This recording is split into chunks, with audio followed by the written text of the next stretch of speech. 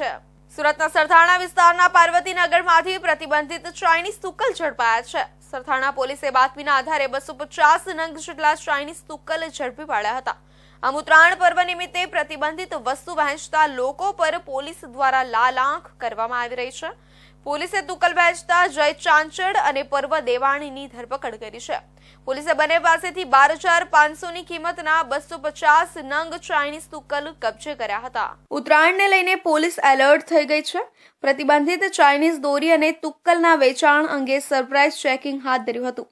ઉત્તરાયણ દરમિયાન ચાઇનીઝ ચીજો ઉપર પ્રતિબંધ મૂકવામાં આવ્યો હોવાથી તેની સામે પોલીસ દ્વારા ઝુંબેશ ચલાવવામાં આવી રહી છે। ત્યારે સુરતના સરથાણા વિસ્તારના પાર્વતીનગરમાંથી પ્રતિબંધિત ચાઇનીઝ તુક્કલ ઝડપાયા છે।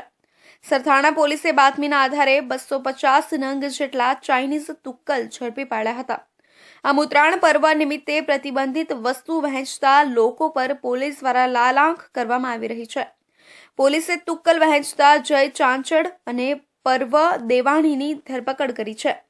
પોલીસે બંને પાસેથી 12,500ની કિંમતના 250 નંગ ચાઇનીઝ તુક્કલ કબજે કર્યા હતા।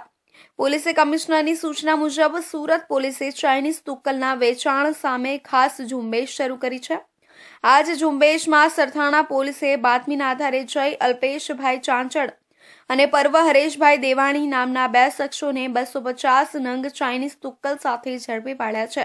આ બંને શખ્સો સામે ભારતીય દંડ સંહિતાની કલમ 223 અને 54 હેઠળ ગુનો નોંધવામાં આવ્યો છે। આગામી ઉત્તરાયણ પર્વને ધ્યાનમાં રાખીને સુરત પોલીસે ગેરકાયદેસર ચાઇનીઝ તુક્કલના વેચાણ સામે કડક કાર્યવાહી કરી છે। સરથાણા પોલીસે બાતમીના આધારે ચાઇનીઝ તુક્કલ સાથે 2 શખ્સોને ઝડપી પાડ્યા છે। ઉલ્લેખનીય છે કે પ્રતિબંધિત ચાઇનીઝ દોરી પશુ પક્ષીઓ અને લોકો માટે જીવલેણ સાબિત થાય છે। આ ઉપરાંત દોરી નોન બાયોડિગ્રેડેબલ હોવાથી પર્યાવરણને નુકસાન પણ પહોંચાડે છે।